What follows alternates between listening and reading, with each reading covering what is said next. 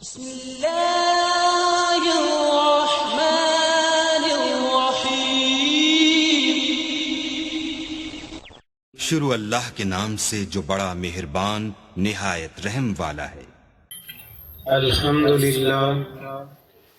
الحمدللہ رب العالمین، الصلاۃ والسلام علی سید المرسلین، اما بعد فاعوذ باللہ من الشیطان الرجیم، بسم اللہ الرحمن الرحیم۔ قال اللہ سبحانہ وتعالی فی القرآن المجید والفرقان الحمید، والعصر ان الانسان لفی خسر الا الذین آمنوا وعملوا الصالحات وتواصوا بالحق وتواصوا بالصبر۔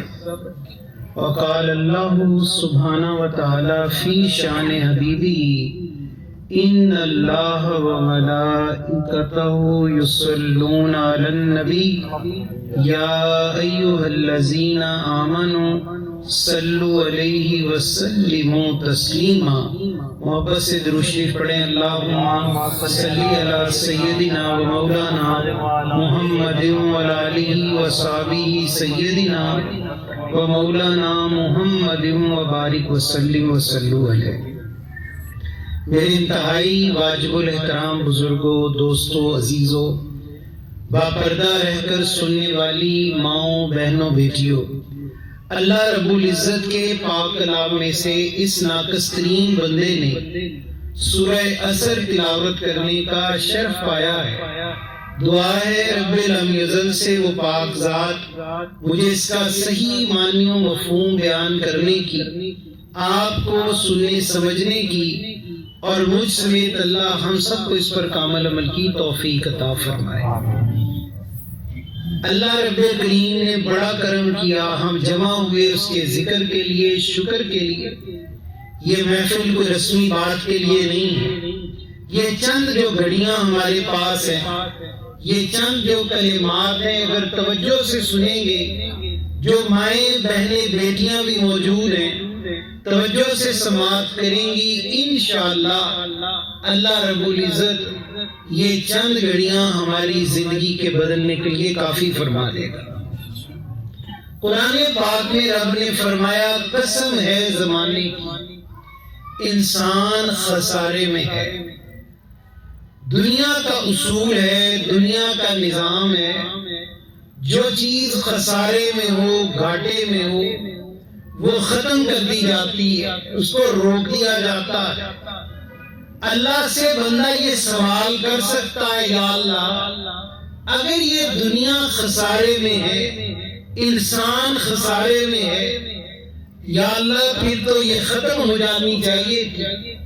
اللہ تو اس کو تباہ کر دیتا، تو اس پر کوئی عذاب نازل کر دیتا، لیکن رب نے اگلی آیت میں فرمایا، دنیا تو انسان تو خسارے میں ہے، لوگ تو خسارے میں ہیں، لیکن سب لوگ خسارے میں نہیں ہیں، بلکہ وہ لوگ جنہوں نے ایمان قبول کیا، اعمال صالحہ کیے، جنہوں نے نیکی کی دعوت دی، اور جنہوں نے حق بات کو آگے پہنچایا، اللہ دنیا میں بھی ان کو نفع عطا کرے گا، اللہ ان کو آخرت میں بھی نفع عطا کرے گا۔ نفع کیا ہے، خسارہ کیا ہے، مختصر سمجھانے کی کوشش کروں گا۔ دنیا کے اندر کوئی چیز ہم خریدتے ہیں، کوئی شے بیچتے ہیں، اس کا انحصار نفع اور نقصان پر ہے۔ کوئی چیز لی جاتی ہے، اگر وہ اپنے مقصد کو پورا نہ کرے، یہ مائک ہے، اگر یہ اپنے مقصد کو پورا نہ کرے، اس کا خریدنا نقصان ہے۔ اگر خریدا صحیح کام کرتا ہے، آواز دوسرے تک پہنچاتا ہے، یہ اتنا بڑا نفع، اتنا بڑا فائدہ کہ جس مقصد کے لیے خریدا اس نے وہ مقصد پورا کیا۔ اللہ بھی یہی فرماتا ہے، بندے اگر تو نفع بخش زندگی پانا چاہتا ہے 4 کام کرنے پڑے گی. دوست آرام سے بیٹھ جائیں. پہلا کام صاحب ایمان ہونا پڑے گا.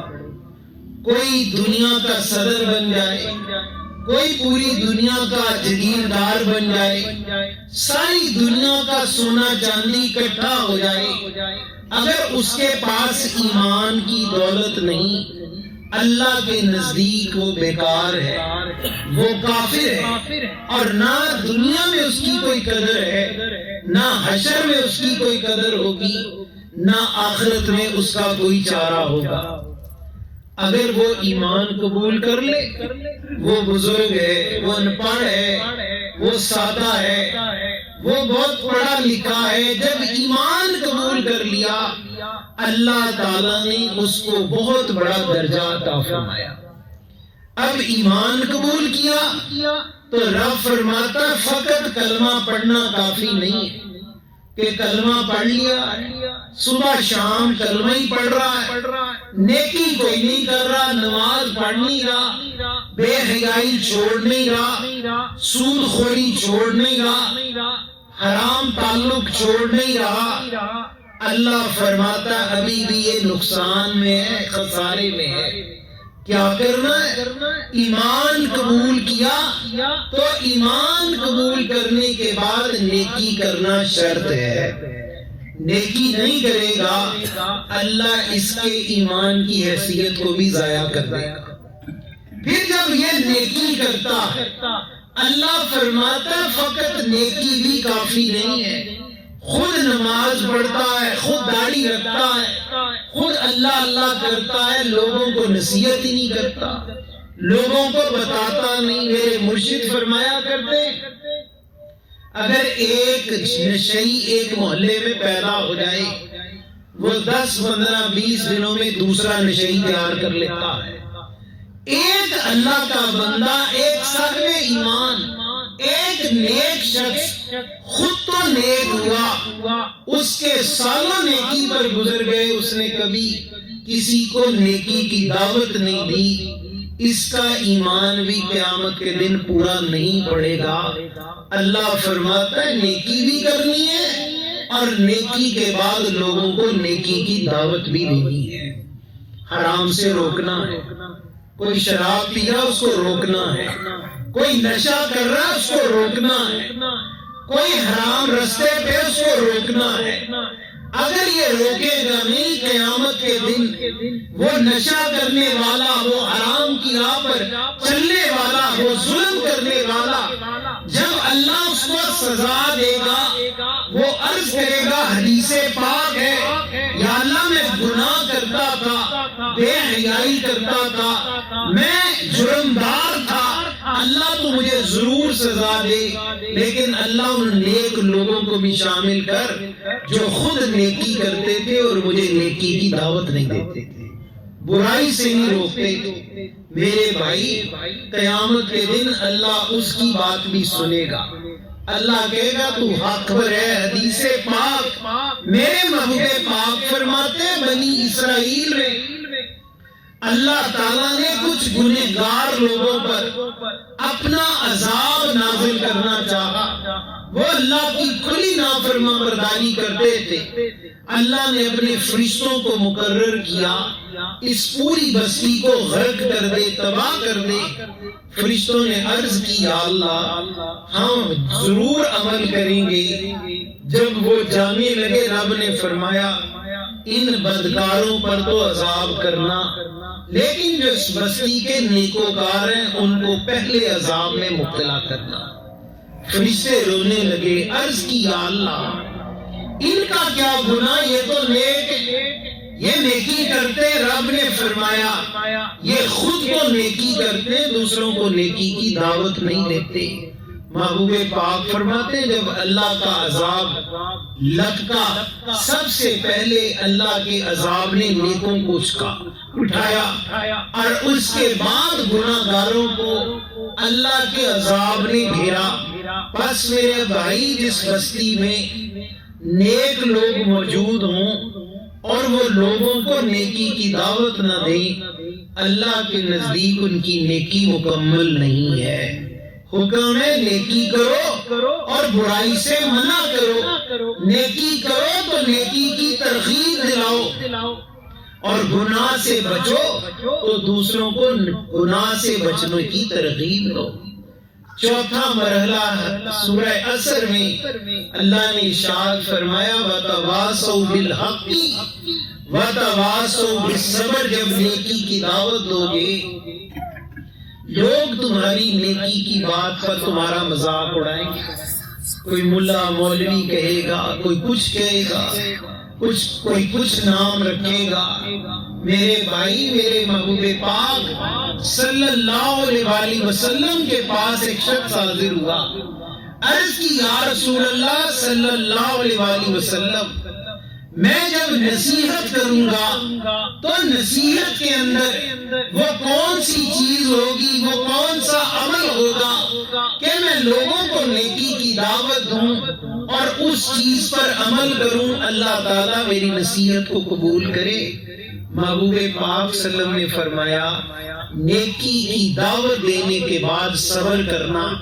اگر لوگ تیری مخالفت کریں, جیسے طائف میں محبوب پاک گئے تو طائف والوں نے پتھر مارے, مکہ والوں نے تکلیفیں دی, اذیت کے رستے کھولے, لیکن مبلغ دین کا دائی نیکی کی دعوت دینے والے پر اللہ نے واجب کر دیا وہ نیکی کی دعوت دینے کے بعد صبر اختیار کرے گا, وہ ویلا نہیں کرے گا, نیکی کا کام نہیں روکے گا. میرے بھائی یہ 4 مرحلے, ایمان قبول کرے, اعمال صالحہ کرے, نیکی کی دعوت دے اور دعوت دینے کے بعد صبر کرے, اللہ کا وعدہ, اللہ اس کو دنیا اور آخرت میں کامیاب کر دے گا. آگے بڑھے. سیدنا امام غزالی رحمت اللہ تعالی آپ کے پاس کچھ سالے نوجوان اکٹھے ہوئے.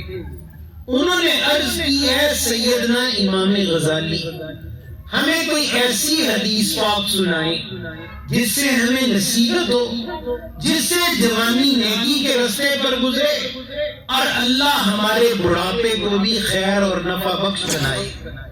آپ نے فرمایا میرے قریب آ جاؤ. وہ نیک سالے نوجوان تھے, قریب ہو گئے. فرمایا میں نے محبوب پاک صلی اللہ علیہ وسلم کے غلاموں سے سنا, اللہ کے نبی علیہ السلام فرماتے جو شخص بیکار عمل میں لگ جاتا ہے, لغو کاموں میں, موبائل لے کے بیٹھا ہے, فضول چیزیں دیکھتا جا رہا ہے, فضول باتیں شیئر کرتا جا رہا ہے, حرام چیزوں پہ اتنا راغب ہے, پتہ نہیں کب صبح ہوئی, کب رات ہوئی, کب اگلا دن گزرا, گانے سنتا جا رہا ہے. محبوب کبریا فرماتے جب اللہ تعالیٰ کسی کو غفلت میں دیکھتا ہے, غافل امور میں دیکھتا ہے, اللہ تبارک و تعالیٰ اپنی رحمت اس سے دور کر دیتا ہے. اور جب کوئی بندہ نیکی کے کام میں مشغول ہو جائے اللہ اپنی رحمت اس کے ساتھ کر دیتا ہے, اس کے لیے رستے کھولتے ہیں, سواریاں آ جاتی ہیں, اس کے لیے بیٹھنے کا, اٹھنے کا, پینے کھانے کا, اللہ دنیا کے سارے معاملوں کا انتظام کر دیتا ہے. اور پھر امام غزالی فرماتے نوجوانوں اگر تم مشغول ہو حرام لغو کاموں میں, بیکار کاموں میں, تو جان لو اللہ کی رحمت سے محروم ہو. اگر تم دیکھو کہ تمہیں کوئی اللہ نیکی کا موقع عطا کرتا ہے, تم اچھی تحریر لکھ رہے ہو, تم اچھی کتاب پڑھ رہے ہو, تم نیکی کی بات سن رہے ہو, تم نیکی کی بات سنا رہے ہو, کوئی خیر کا عمل سیکھ رہے ہو, کوئی خیر کی چیز سکھا رہے ہو, فرمایا جان لو تمہارے ساتھ اللہ کی رحمت یقینی ہے. پھر فرمایا محبوب پاک صلی اللہ علیہ وآلہ وسلم نے ارشاد فرمایا جو شخص 40 سال میں بدل گیا 100 بدل گیا, جب 40 سال میں اس کے اندر کوئی تبدیلی نہیں آتی اللہ تبارک و تعالیٰ بھی اس پر رحمت نہیں فرماتا. اگر 40 سال میں بندہ نہ سمجھا, اس کی داڑھی سفید ہونا شروع ہو گئی, گھٹنے دکھنے شروع ہو گئے, ضعف کمزوری کے آثار پیدا ہونا شروع ہو گئے، لیکن کرتوتیں فعل نہیں بدلی، انداز نہیں بدلے، کلام نہیں بدلا، غصہ نہیں بدلا، بات کرنے میں بدخلقی رہی۔ اللہ کے نبی علیہ الصلوۃ والسلام فرماتے ہیں یقینی ہے یہ جہنم میں جائے گا۔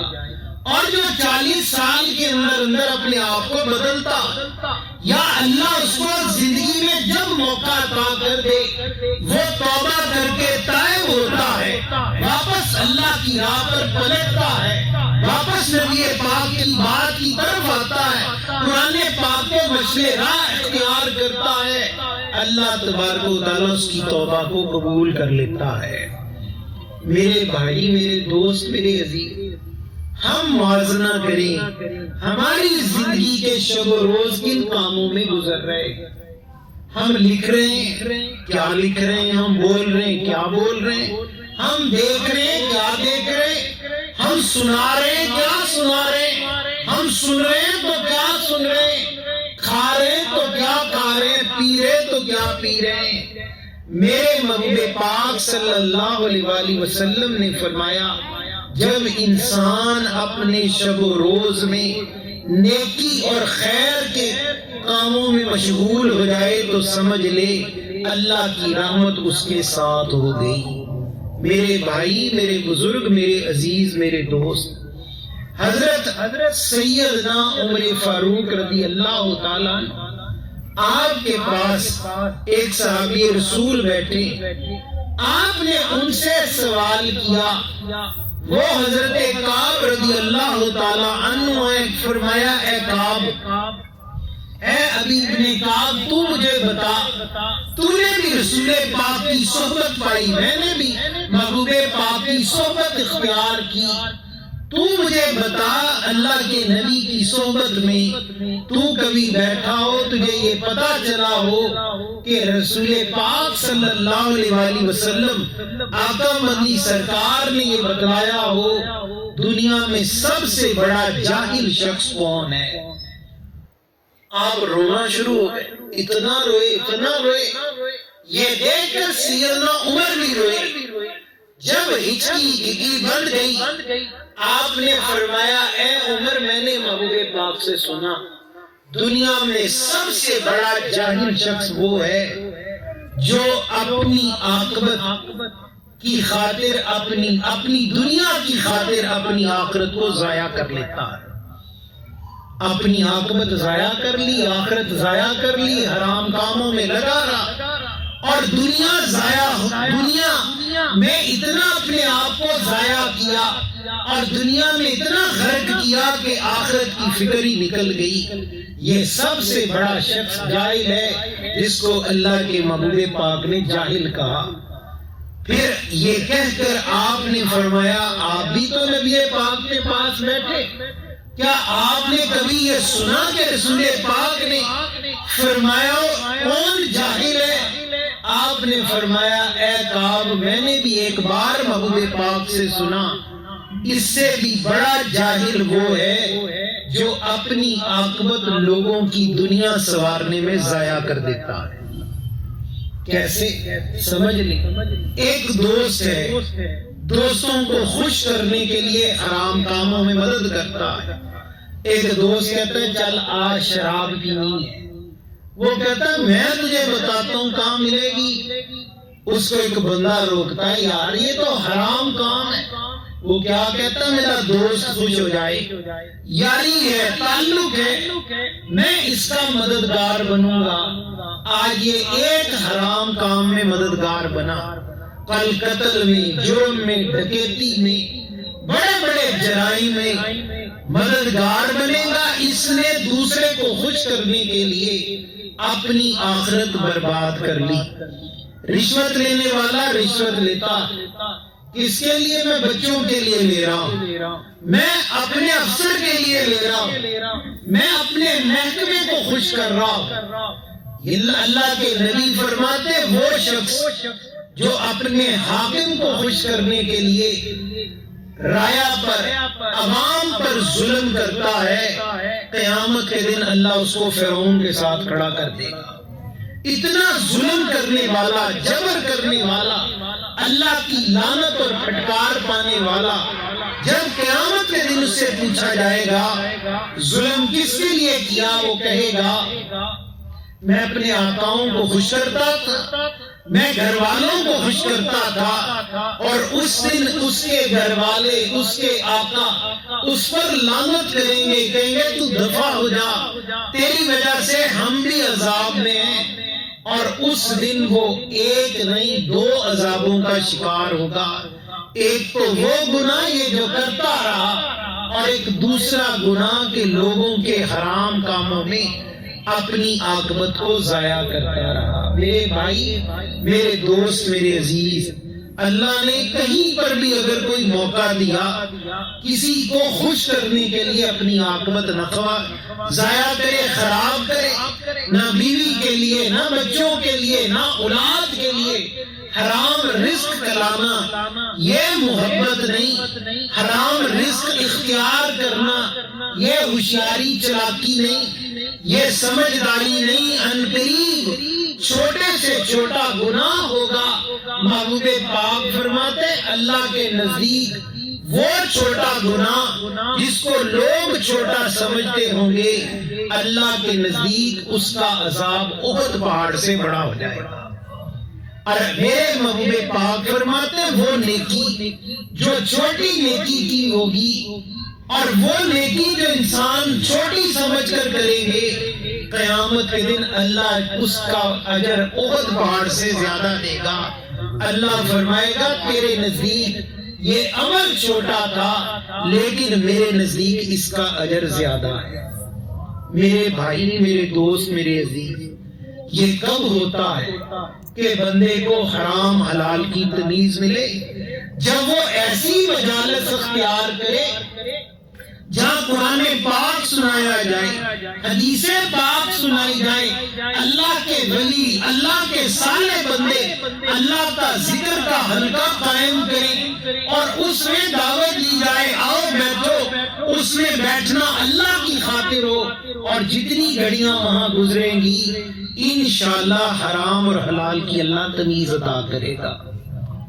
حضرت امام ابو سفیان بن امیہ رحمۃ اللہ علیہ آپ فرماتے میں حج کر رہا تھا، حج کرتے کرتے رات کے وقت میں نے عرفات کے میدان میں ایک بدو کو دعا کرتے ہوئے سنا، یا اللہ پاک تیری ذات، یہاں لاکھوں لوگ آئے، انہوں نے صدائیں بلند کی، اللہ سب نے اپنی اپنی حاجات مانگی، کسی نے اولاد، کسی نے دنیا، کسی نے جانور، کسی نے باغات، کسی نے سونا، کسی نے عورت، کسی نے مرد، اللہ سب کی آوازیں بلند ہو گئیں۔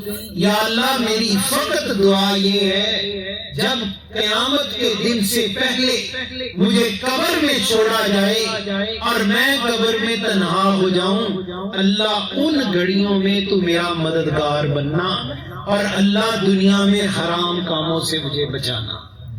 آپ فرماتے ہیں اس نوجوان کی دعا سن کر کانپ اٹھا، میں نے کہا یہ بدو ہے، دیہاتی ہے، میں نے پوچھا رب کے بندے یہ دعا تجھے کس نے سکھائی؟ اس نوجوان نے کہا اے امام ابو سفیان بن امیہ، یہ دعا اللہ کے نیک بندوں کے پاس بیٹھ کر سیکھی۔ میں صحرا میں بکریاں اونٹ چراتا تھا اور صحرا میں ایک خیمہ لگا تھا، اس خیمے میں روشنی تھی، میں اس خیمے کے قریب سے گزرا، وہاں ایک شخص کو یہ دعا مانگتے سنا، یا اللہ تو مجھے اس وقت یاد رکھنا جب دنیا کے لوگ مجھے تہے خاک کر کے قبر میں چھوڑ کر اکیلا کر دیں، اللہ اس وقت تو میری دستگیری کرنا، یا اللہ مجھے دنیا کے حرام کاموں سے بچانا۔ آپ نے فرمایا اے نوجوان، میرا اتنا علم جو میں نے سالوں میں سیکھا اس علم سے کہیں بڑھ کر یہ دعا ہے، اور جان لے اللہ کی قسم اللہ نے تیری دعا قبول کر لی ہے۔ میرے بھائی، میرے دوست، نیک دوستوں کی صحبت دعا مانگنا سکھاتی ہے، چیزوں کا انتخاب سکھاتی ہے، بزرگ فرماتے ہیں کہ نیک مجالس میں خواہشات کی تکمیل نہیں ہوتی، بلکہ اللہ خواہشات کی تبدیل کر دیتا ہے۔ جو دنیا لینے آیا ہے وہ آخرت کا طلبگار بنتا ہے، جو جوانی مانگ رہا ہے وہ اپنی جوانی کے اندر اپنے آپ کو بوڑھا بنا لیتا ہے، جو دلیر میں بہادری شجاعت کا طلبگار ہے وہ اللہ کے سامنے کمزور ہو جاتا ہے۔ فرمایا جب تم نیکوں کے پاس بیٹھو گے اللہ تمہاری خواہشات بدل دے گا۔ اور میرے بھائی، میرے دوست، میرے عزیز، حضرت عبداللہ ابن عمر سیدنا عمر فاروق کے بیٹے رضی اللہ عنہما، آپ اپنے گھر پر استرکاری کر رہے ہیں، چونا لگا رہے ہیں، گھر سجا رہے ہیں، محبوب پاک گزرے۔ فرمایا اے عبداللہ، او عمر کے بیٹے، تجھے کیا ہو گیا؟ تو گھر میں اتنا غرق ہو گیا، تجھے آخرت بھول گئی۔ اتنا سننا تھا، سیڑھی سے نیچے اترے، اس سارے مکان کا رنگ و روغن اتارا، عرض کی، پوچھا کسی نے اللہ کے بندے کیا کرتے ہو؟ فرمایا جس چیز کو میرے نبی پسند نہیں کرتے، عمر کے بیٹے کی کیا حیثیت اس چیز کو پسند کروں؟ اللہ کے رسول رونا شروع ہوئے۔ فرمایا میں نے اچھے مکانوں میں رہنے سے نہیں روکا، اچھا کھانا کھانے سے نہیں روکا، اچھے کپڑے پہننے سے نہیں روکا، مقصد تو تمہیں یہ تھا کہ تمہیں دنیا کے مقابلے میں آخرت اچھی لگے اور آخرت کے مقابلے میں دنیا بری لگنے لگے۔ آخرت کس چیز کا نام ہے؟ حضرت سیدنا عمر فاروق رضی اللہ تعالیٰ عنہ خلیفۃ المسلمین فرماتے ہیں اگر اللہ قیامت کے دن یہ اعلان کر دے کہ ساری دنیا جہنم میں جائے گی اور ایک شخص ایسا ہوگا جس کو فقط اللہ جنت میں داخل کرے گا، فرمایا مجھے اللہ پر اتنی امید ہوگی کہ وہ صرف ایک شخص عمر فاروق ہوگا۔ اور اگر اللہ یہ اعلان کر دے ساری دنیا جنت میں جائے گی اور ایک شخص جہنم میں جائے گا، فرمایا اللہ کے خوف سے میں گر پڑوں گا، مجھے یہ خوف ہوگا کہ وہ فقط عمر ہوگا جس کو آج اللہ جہنم میں پھینکے گا۔ مطلب کیا پتا چلا؟ ایسے اللہ کے صالح بندے، رسول پاک کے غلام جن کی پوری زندگی محبوب پاک کی بشارتوں میں گزری ہو، جن کو نبی پاک نے شانیں عطا کی ہوں، وہ بھی اللہ سے اس کی رحمت کی توقع رکھتے ہیں اور وہ بھی اللہ کے خوف سے اتنا ڈرتے ہیں کہ انہیں اللہ کے خوف کی وجہ سے اپنے اعمال پر یقین نہیں اور اللہ کے حضور حاضر ہونے کے لیے ہر وقت اس چیز کے طلبگار ہیں کہ اللہ رحمت کرے گا تو بخش دے گا ورنہ اعمال تو کافی نہیں ہوں گے۔ میرے بھائی، میرے دوست، میرے عزیز، یہ کب ہوگا؟ جب دل زندہ ہوگا۔ دل کیسے زندہ ہوگا؟ دل اللہ کے ذکر سے زندہ ہوتا ہے۔ اللہ کا ذکر دو قسم کا، ایک ذکر زبان کا، درود پاک، کلمہ شریف، استغفار، یہ زبان کا ذکر ہے۔ اور میرے محبوب پاک فرماتے ہیں میری عائشہ، زبان کے ذکر سے دل کا ذکر 70 گنا زیادہ فضیلت اور شان رکھتا ہے۔ جتنے لوگ اللہ کے ولی بنے، غوث بنے، قطب بنے، ابدال بنے، سب نے دل سے اللہ کو پکارا، دل سے اللہ کو یاد کیا اور اللہ نے مرتبہ یہ دیا کہ رب کریم نے ان کی صحبت میں بیٹھنے والوں کو بھی دنیا اور آخرت کی ساری بلائیاں عطا فرما دی۔ یہ دل کا ذکر، یہ اسم اعظم وہ نعمت ہے، قرآن کریم دلیل ہے۔ اللہ فرماتا ہے فَاسْأَلُوا أَهْلَ الذِّكْرِ إِن كُنتُمْ لَا تَعْلَمُونَ، لوگوں پوچھو، سوال کرو اہل ذکر سے ذکر کے بابت اگر تم نہیں جانتے۔ معلوم چلا ایسے اذکار، ایسے اسرار و معرفت جو اللہ تعالیٰ نیک بندوں صدقے عطا کرتا ہے۔ یہ دل کا ذکر، ذکر قلبی، سب سے پہلے ہمارے آقا نبی کریم صلی اللہ علیہ وآلہ وسلم نے غار ثور میں سیدنا ابو بکر صدیق رضی اللہ تعالیٰ عنہ کو عطا فرمایا۔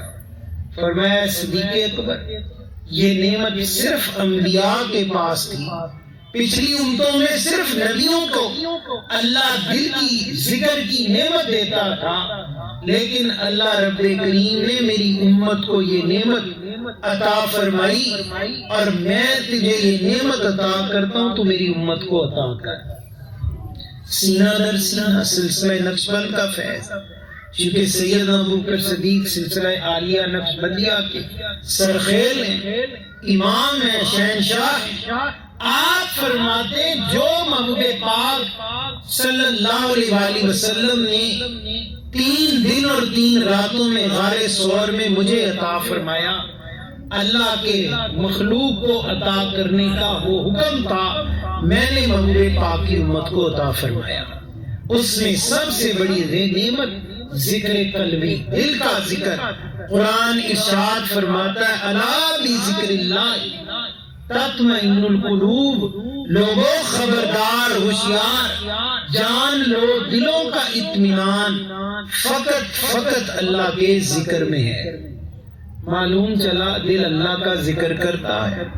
میرے محبوب پاک فرماتے میری آنکھیں سوتی ہیں، لا ینام قلبی، میرا دل نہیں سوتا، یہ اللہ کا ذکر کرتا ہے۔ انشاءاللہ یہ دل کا ذکر ہمارے بزرگوں کے سینے تک پہنچا۔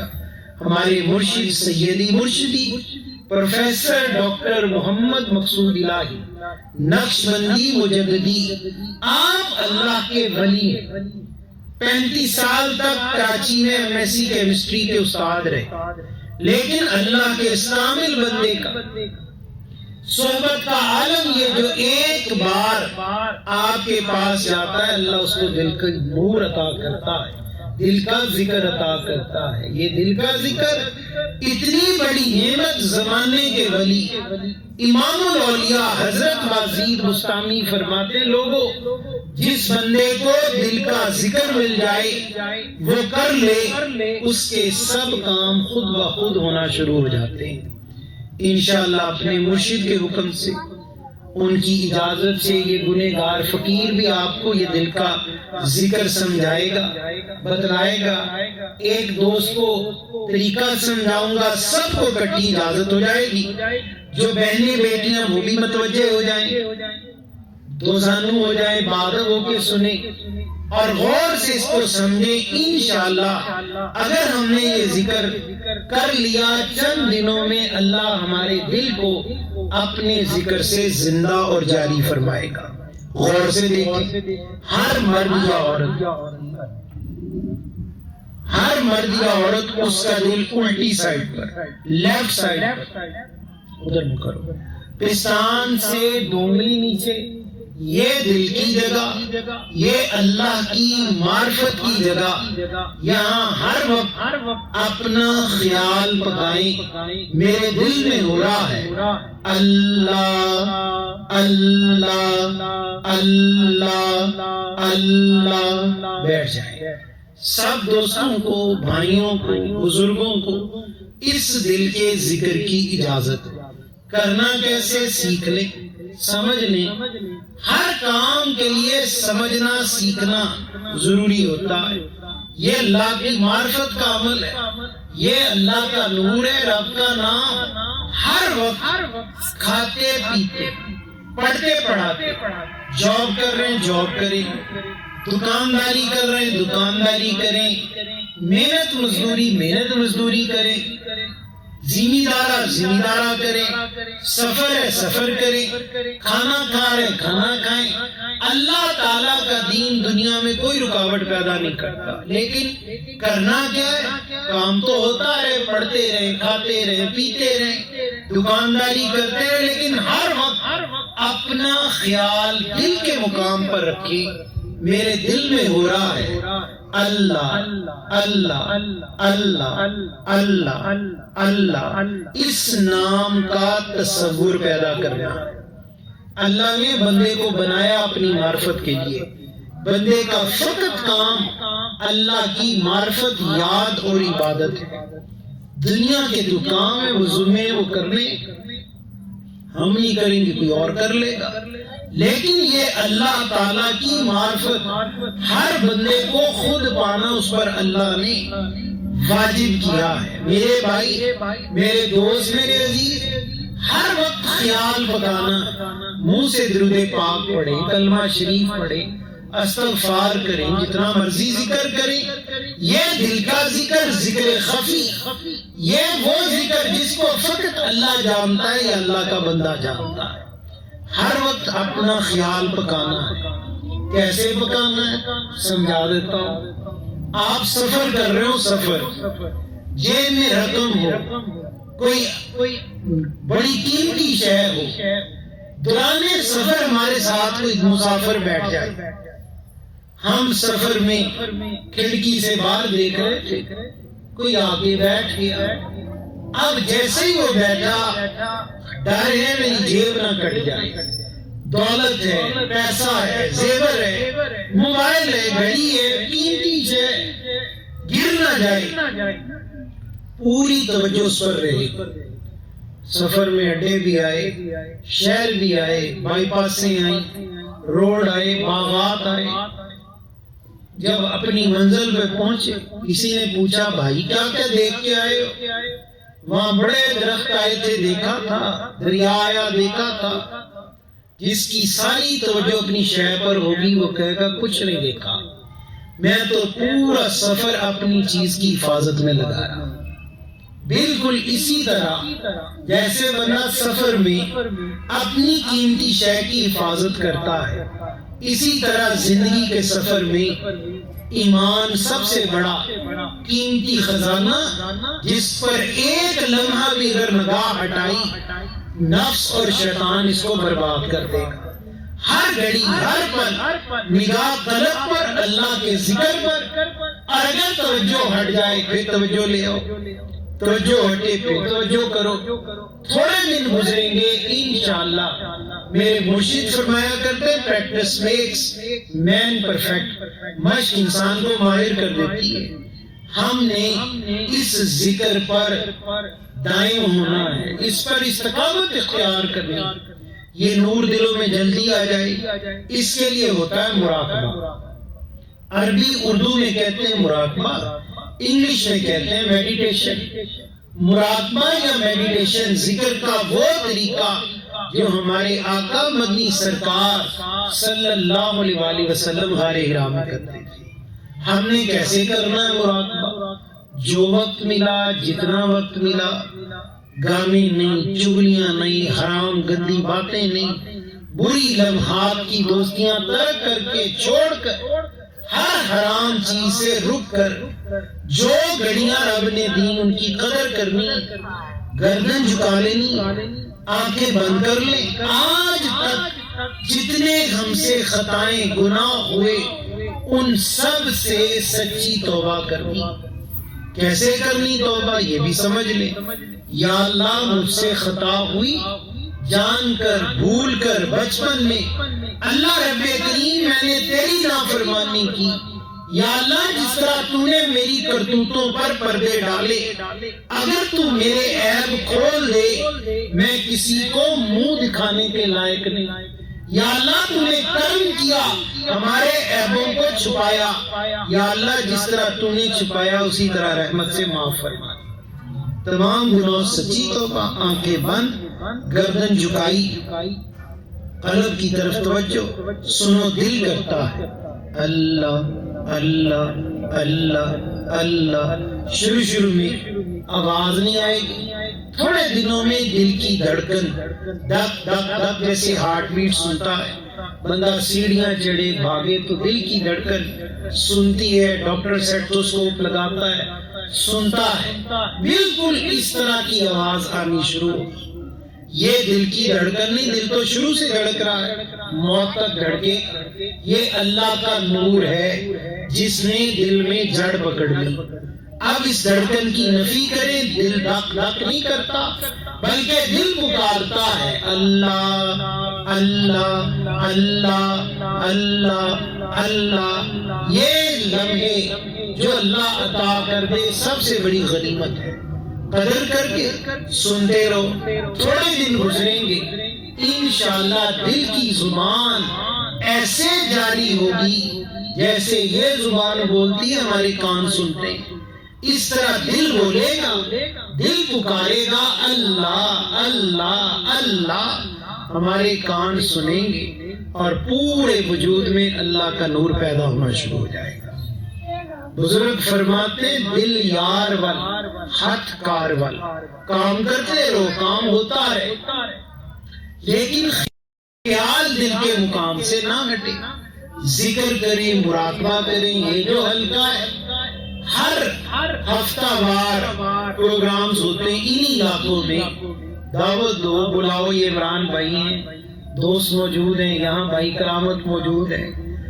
دعوت دیں, پروگرام رکھیں. آیا ہر مہینے ہوگا, ہر 2 مہینے بعد ہوگا, چیزیں اتنی دور نہیں ہے. شرکت کریں, آئیں. انشاءاللہ یہ ذکر کے حلقے, یہ کچھ گھڑیاں اللہ کے لیے جمع ہونا بیٹھنا اتنی ہمیں خیر اور ہم پر اللہ کا فضل فرمائے گا کہ 24 گھنٹے اللہ کا ذکر ہمارے قلب میں جاری ہو جائے گا. اس کے علاوہ نماز نہیں چھوڑنی. 5 وقت کی نماز فرض, اس کی ادائیگی ہر صورت میں کرنی ہے. جو قضا ہو گئی وہ پڑھنی ہے. ننگے سر دین متین میں گھومنے کی کوئی اجازت نہیں. بہترین ٹوپی لے, سر کو ڈھانپنا یہ سنت رسول ہے. سر کو ڈھانپے. یہ پگڑی دستار امامہ نہ مولوی صاحب کی نشانی نہ پیر صاحب کی, یہ رکھا نبی اکرم صلی اللہ علیہ وسلم کی سنت ہے. میرے محبوب پاک فرماتے جو میری سنت پر عمل کرے گا قیامت کے دن اللہ 100 شہیدوں کے برابر اس ایک سنت کا اجر اس کو عطا کرے گا. یہ پگڑی, یہ امامہ نبیوں کا تاج, اہل جنت کا لباس. میرے محبوب پاک فرماتے جب مومن نماز کے لیے سر پر پگڑی باندھتا ہے, نماز میں پگڑی باندھ کر نماز ادا کرتا ہے, ایک نماز کا 23 گنا اللہ اس کا زیادہ اجر دیتا ہے. پگڑی باندھنی, یہ داڑھی سنتے رسول, داڑھی کٹوانا منڈوانا, ایک مٹھی سے انگلی چھوٹی کرنا گناہ کبیرہ. جس مرضی عالم سے پوچھ لو, عالم بعمل ہو, وہ بتلائے گا داڑھی کٹوانا منڈوانا, ایک مٹھی سے انگلی چھوٹی کرنا یہ گناہ کبیرہ. میرے محبوب پاک فرماتے داڑیاں بڑھاؤ, مجھے پست کرو, مشرکین کی مخالفت کرو. داڑھی کٹا کے مجھے بڑھا کے مشرکوں کی حمایت ہوتی ہے, ان کی حمایت نہیں کرنی. ہم نے اپنے محبوب پاک کی غلامی کا حق ادا کرنا ہے. جو مائیں بہنیں بیٹیاں وہ بھی سن لیں, پردہ آپ پر فرض, نماز آپ پر فرض, عزت آبرو عصمت کی حفاظت کرنا آپ پر فرض. اور اگر شادی شدہ عورت ہے تو شوہر کی تابعداری, اس کی اطاعت اللہ تعالیٰ نے اس پر واجب کر دی. میرے محبوب پاک فرماتے جو عورت شرعی پردہ کرے, 5 وقت کی نماز پڑھے, شوہر کی اطاعت کرے, اپنی عزت آبرو کی حفاظت کرے, اللہ تعالیٰ قیامت کے دن بغیر حساب کے اس کو جنت میں داخل کر دے گا. عورت کا مرد سے پہلے اور آسان رستہ اللہ اور اس کے رسول نے جنت میں کھول رکھا ہے. مرد کی مشقت زیادہ, عورت کی مشقت فقط اتنی وہ بے حیائی نہ کرے, زینت فقط اپنے شوہر کے لیے اختیار کرے اور گلیوں میں گھومتی نہ پھرے, ذلیل نہ ہوتی پھرے, اور نماز اور دین کی پابندی کرے. انشاءاللہ بغیر حساب کے اللہ جنت کے سارے دروازے کھول دے گا. کب ہوگا؟ پھر عرض کروں گا, ہر وقت اٹھتے بیٹھتے, چلتے پھرتے, خیال دل کے مقام پر سنو، دل پکارتا ہے اللہ اللہ اللہ اللہ۔ یہ زبان کا ذکر نہیں، زبان سے درود شریف پڑھے، کلمہ شریف پڑھے، صرف تعلیماً سمجھا رہے، توجہ کرنی، ذکر خفی۔ جیسے دل اللہ تعالیٰ کے ذکر میں مشغول ہوتا جائے گا، انشاءاللہ پورے جسم پر اس کے اثرات پڑیں گے، اور جیسے جیسے اثار پڑتے جائیں گے، ہم نے بزرگوں سے سنا اللہ کا ذکر کرنے والا جس گلی سے گزر جائے، اللہ 40 دن اس کی برکت اس گلی میں قائم رکھتا ہے۔ تو ذکر کر، گھر روشن ہو، بچے نیک ہوں، محلہ تیری خیر پائے، پوری بستی نور و نور ہو۔ فقط اس وقت ہوگا جب بندہ اللہ کا بندہ بن کے رہے گا۔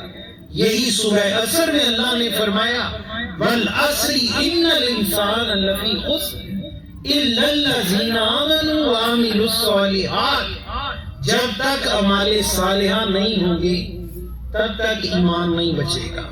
اعمال صالحہ ہے تو دوسروں کو دعوت، نیکی کی دعوت، برائی سے منع، اور اس پر صبر کرنا، ان پورے پروسیس کا نام اللہ کا ذکر ہے۔ اللہ سے دعا ہے وہ پاک ذات ہم سب کو دین متین کی کامل سمجھ عطا فرمائے، اللہ اپنے اپنے محبوب کا سچا عشق عطا کرے، ہر سنت کی اللہ تابعداری نصیب فرمائے، اور اللہ ہمیں ذاکر بنائے، شاکر بنائے، ہماری نگاہوں کو اللہ پاک بنائے، اور اللہ تبارک و تعالیٰ دنیا سے رخصت ہونے سے پہلے ایمان کی مکمل تیاری اور ایمان کے ساتھ ہمارا خاتمہ فرما دے۔ یہی زندگی کا مقصد ہے۔ اللہ رب کریم ہم سب کو اپنی رحمتوں سے مالا مال فرمائے، اور اللہ ایسی مجالس دے جہاں بیٹھ کے دلوں کو نرمی ملتی ہے۔ وما علینا الا البلاغ المبین۔